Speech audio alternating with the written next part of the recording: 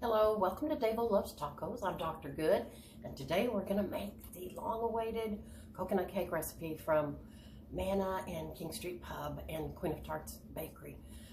There are 5 components to it. I've got them numbered off right here. 1, 2, 3, 4, 5. And so I'm going to go pretty fast and try to get all the prep done today, and then in a second video we'll do the assembly. So the first thing we're going to do is make the cake, and we started off making it from scratch way back in 2007, and then quickly went to a mix for a couple different reasons that I won't go into here, but we always use Pillsbury. As luck would have it, the store that I went to the other day did not have any Pillsbury white cake mixes. That's what we're using here, white cake mixes. And so 2 of them. So I'm going to just start dumping all the stuff. We've got 6 eggs. Start mixing that. And then we've got, once that's mixed a little bit, we're going to add in all the rest of the wet ingredients, which is 2 cups of buttermilk,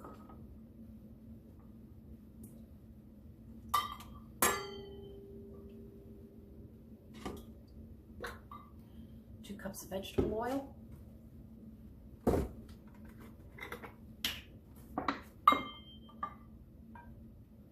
so we're not following the recipe on the package, obviously.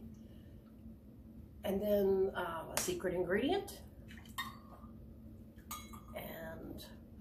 I don't know, I haven't eaten all of the coconut cakes in the world, so I can't say this is the world's best coconut cake, but we've had people tell us it was their favorite. Lots and lots, like hundreds of people tell us. We've had people try to steal the recipe. We've had people try to steal our employees because they knew the recipe. A very, very popular Lubbock restaurant that has just in the last 6 or 8 months closed. Their chef came over and tried to steal our head baker years ago. Anyway, that's pretty funny. So the secret ingredient, half of this is going to go in the cake and the other half is going to go in the frosting. I'm just going to get the liquid part. I don't know if you've ever used this before. Coco Lopez. Part of it's liquid, part of it's solid, and it depends on the temperature outside. So looks like I'm not going to get quite a cup's worth of liquid out of this, so I'm just going to take some solid along with it. Big mess. Let's see if I can get some of that liquid in there, and then the solid part I'm going to save for the frosting. So, and it doesn't matter if it's an exact cup. I think on the recipe I have 1 cup of the liquid part, but it's okay if you only get 3/4 of a cup. That will work as well.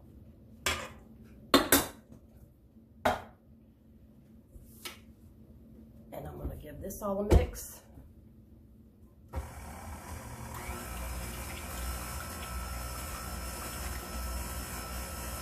And then the cake mix, and that's it. That's all there is to it. We're going to divide it into 3 10-inch pans. I've got parchment paper in them already.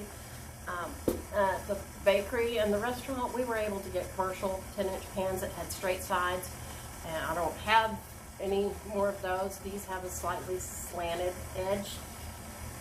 Most of them do these days that you get at the store. That only means that when you stack them, they're going to be crooked. They don't make a nice, flush, straight edge. So we'll see how much I end up having to trim off so I can get that frosting to go in there. Fortunately, this is a very forgiving cake aesthetically because it's all covered with that delicious toasted coconut, which hides a lot of flaws you might have on your finished cake before you put the coconut on. I'm going to stop this a minute and dump in cake mixes.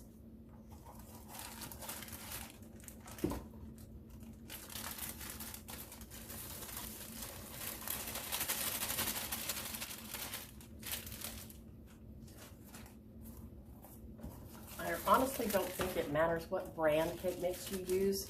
We once we quit making it from scratch and went to this grocery store brand, they kept a lot longer.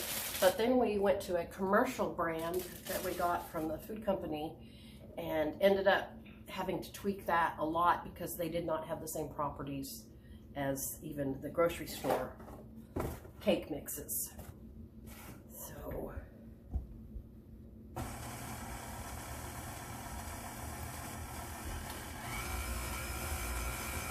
get this mixed. The next step that I'm going to do is I'm going to go ahead, since I've got the oven on already, I'm going to go ahead and toast the coconut.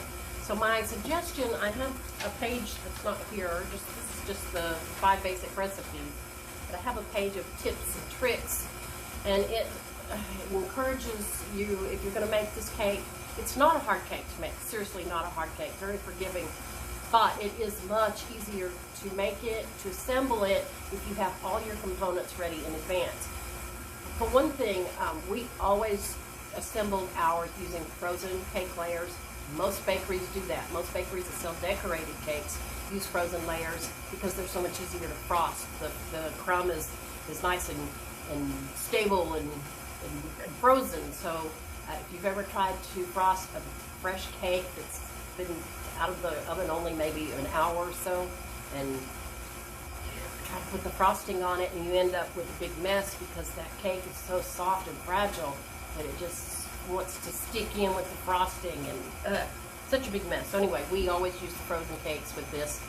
I would suggest that you serve it at room temperature, assemble it frozen, and then give plenty of time for it to thaw out before you serve it. You can also freeze the whole cake. Like once you've got it all assembled, all the coconuts on it and everything, if it's on a nice sturdy board or plate, wrap it, you know, because of that coconut that's on there, it's nothing's going to stick. So wrap it in some saran wrap, several layers, and freeze it if you want to make it, you know, a couple weeks before Christmas. Make it in advance and then pull it out. Just make sure that you bring it to room temperature before you try to serve it. I was recently at a wedding and the cake had not sat out at room temperature long enough, and we went to try to serve it and it was frozen. We had to kind of cut it and chop it around the edges. It just needed a little bit more planning in order to do that. Okay, I've got a nice homogeneous, this is kind of a thick cake batter. And I'm going to go ahead and put it in my pans and throw those suckers in the oven.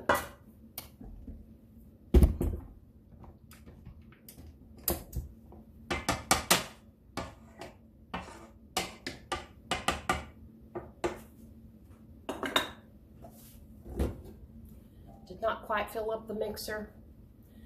I'm just going to eyeball it here. Try to do about 1/3 in each one.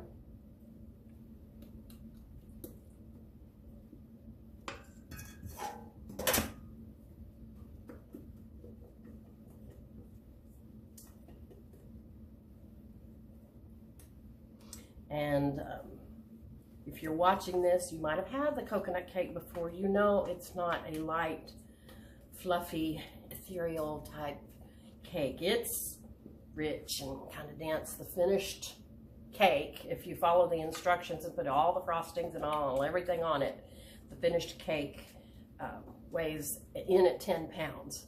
But then again, you know, it'll feed, I don't know, maybe one of the 3 layers ought to feed, I don't know, 20 people.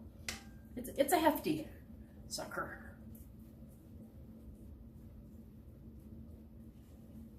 Okay, I've got these. They're gonna rise almost to the top. And I'm gonna put them in the oven just 25-30 minutes at 350. And then while they're in the oven, I'm gonna go ahead and get the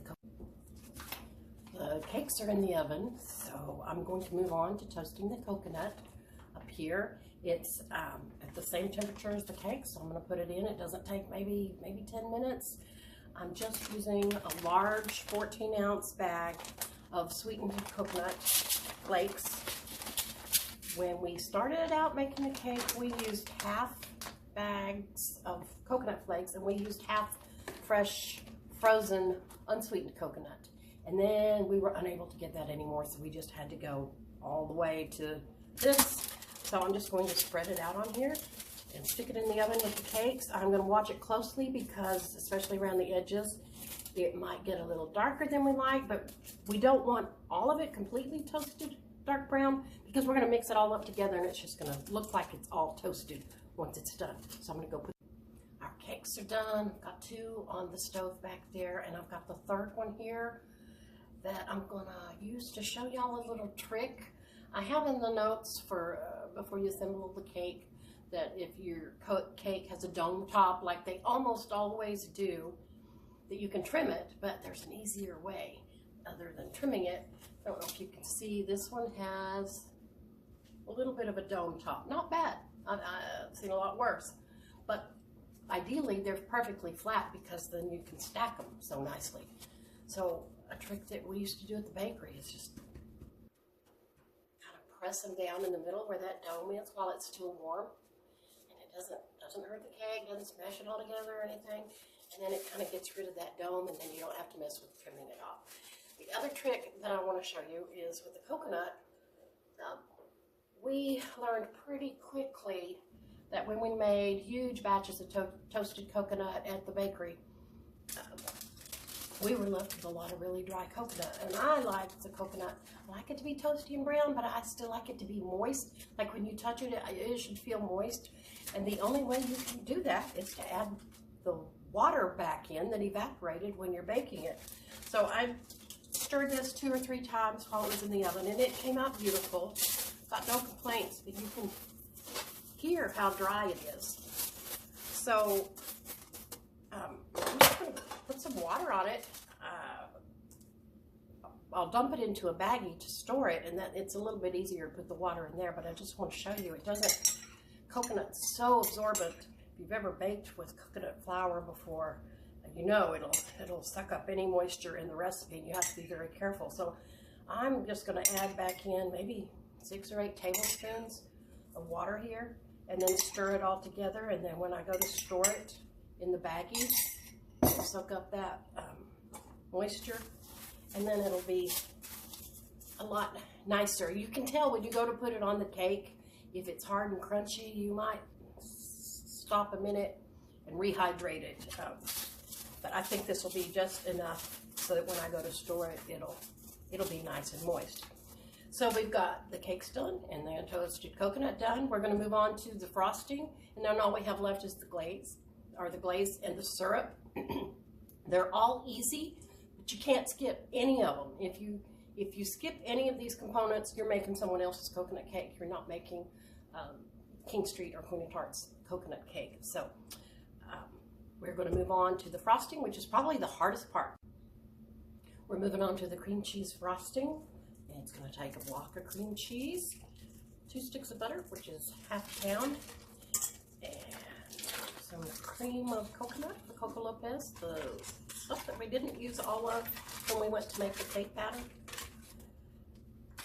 And so the most important part, the reason I said this is the hardest component, is if you don't get your cream cheese, if it's not room temperature and soft, and if you don't get it incorporated with the butter really well before you start adding in everything else, you might end up with lumps of cream cheese. And they're not horribly noticeable unless you know they're there. And then all of a sudden you start finding yourself looking for lumps of cream cheese.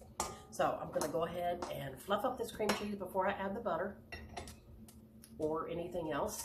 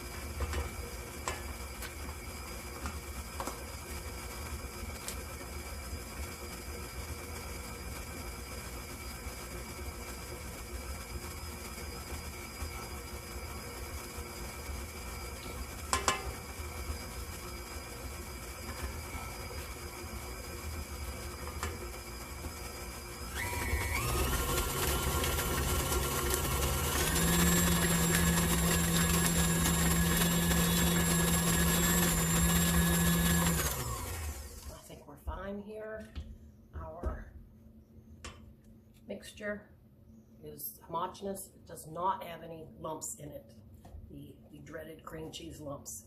So we're good to go to add our Coco Lopez that we saved back, the solid part, and that is one of the key ingredients, one of the things that makes this recipe different from any other coconut cake recipe you might have had before. I'm going to whip this up.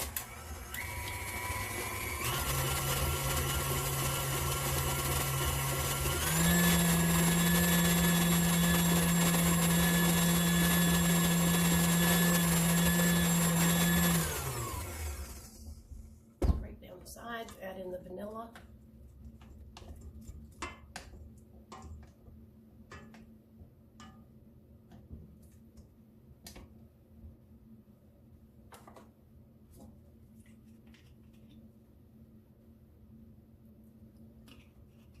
Extra vanilla never hurt anybody, right?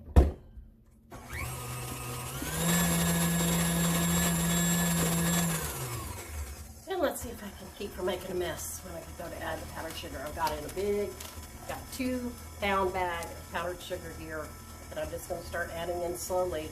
I want to stop when it gets to a spreading consistency because it will be at room temperature. Even though you might refrigerate it and it'll firm up a little bit, you're going to bring it back to room temperature before you frost your cake. So we need to get to spreading consistency right now.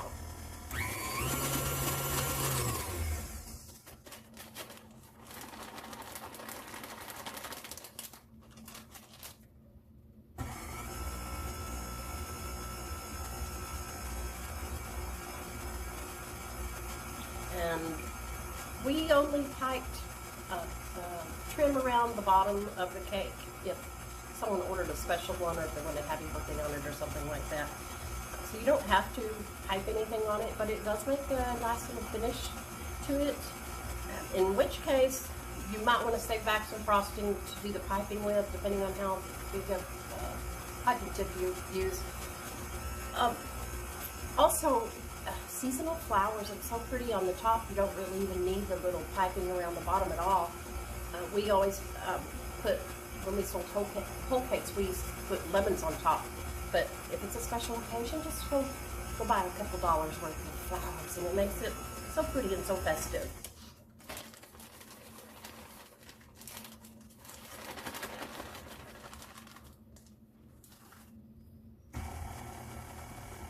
So, what I have here in the recipe, I have that it calls for half a cup of heavy cream, more or less. We may or may not use it. If we find that our consistency, once we've added all 2 pounds of the powdered sugar, if it's nice and soft, we don't need heavy cream. But if it seems a little thick, then we might add in a little bit of heavy cream there at the end.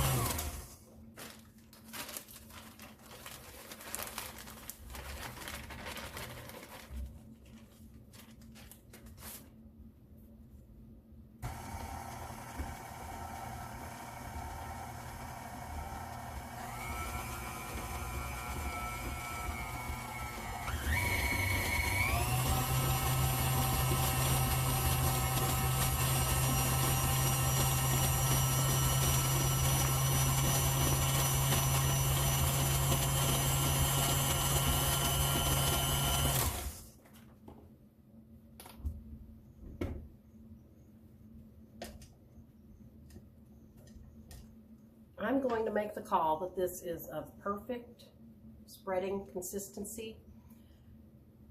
So I'm not going to add any heavy cream. The reason I have that in the recipe is, you'll remember the Coco Lopez can be a little iffy on how much is solid and how much is liquid in there. So if it has a lot of liquid in there, you don't need the heavy cream. But if it was more solid, and this, I did have a lot of solid part in here, I didn't need the heavy cream.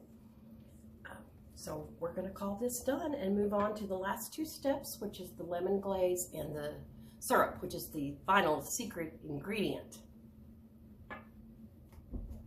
We're we're down to the final two steps. We are going to make the syrup that goes between the layers and the lemon glaze that is served with the cake at the table.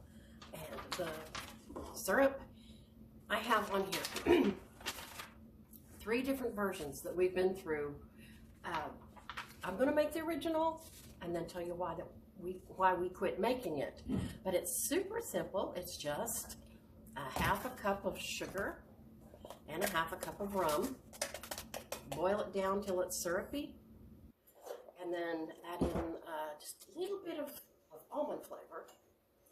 So I'm just going to get this going on high here, and then do the lemon glaze here on the other side.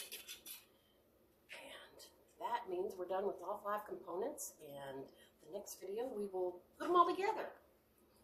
And I'm just using the rum that we have. I don't drink rum much, so I'm just using this last time. It won't make any difference. It's going to mostly boil away. So I'm just going to let that simmer away and get all syrupy. And then here on the other side, we're going to make the lemon glaze. And I'm first going to mix in the cornstarch with the sugar so that it doesn't get lumpy. So that's a half a cup of sugar and 2 tablespoons of cornstarch.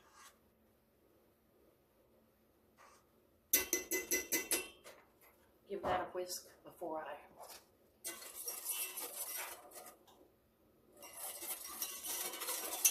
stir in anything else. Super simple lemon glaze. I used fresh lemons, but don't. If you have bottled lemon juice, use it. It only takes a 1/4 cup. For me, that was a whole large lemon. And honestly, it's a pain sometimes to squeeze out the lemons and try to capture all the seeds and all that. They do make a brand. I can't remember the name of it right now. The fresh lemon juice and fresh lime juice. It's not reconstituted. And we use it for margaritas here, sometimes the lime juice.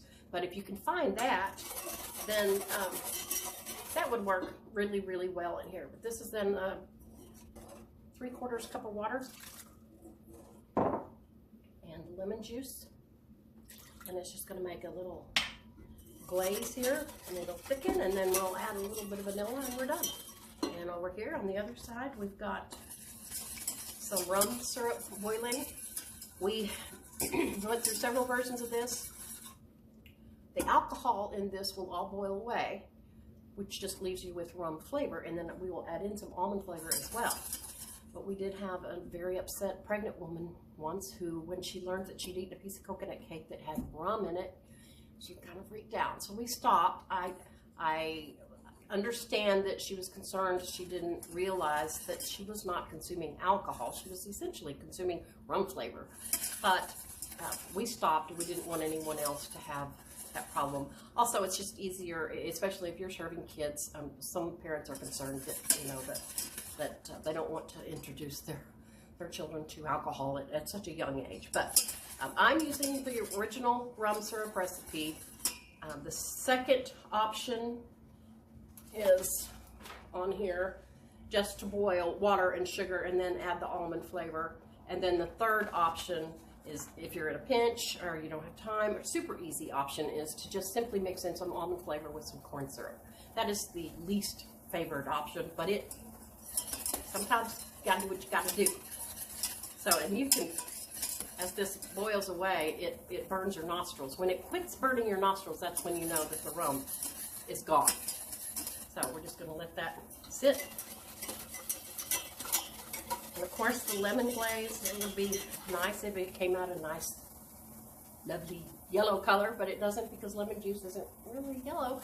You could add some food coloring to it if you wanted to. We didn't. So I'm just going to boil this until it becomes opaque.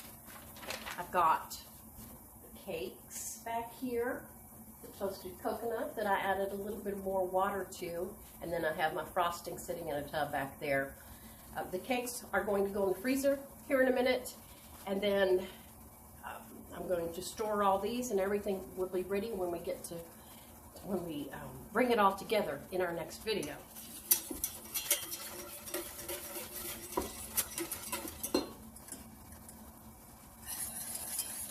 Not quite there yet.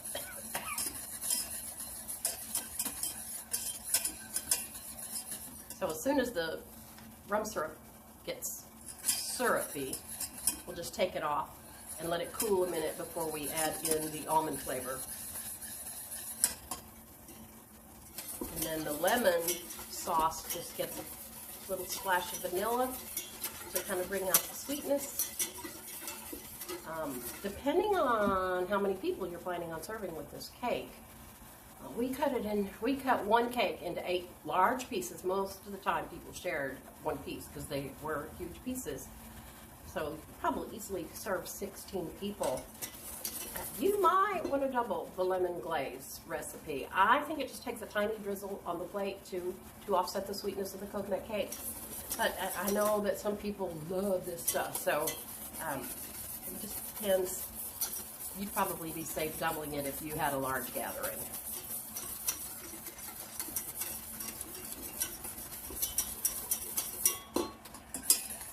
And it looks like lemon glaze is going to win the race.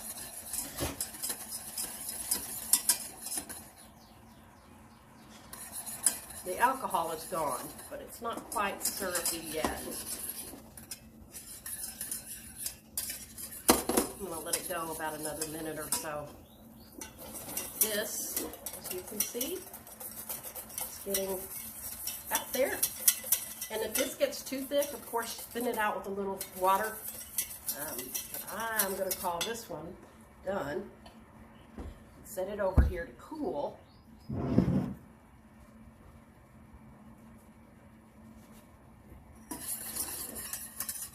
And I'm going to call this one done. That did not take long. Then I will add almond syrup in, about a half a teaspoon of almond syrup to the rum syrup, almond flavoring to the rum syrup. And then I'm just going to go ahead and add in a splash of vanilla to this lemon glaze. If you wanted to add a drop or two of yellow food coloring, by all means do it. Then at least it tells people kind of what flavor to expect. And it does smell pretty delicious. So I will go store all of these, and we will come back in our next video, put it all together and try it out. Thanks for watching. Bye.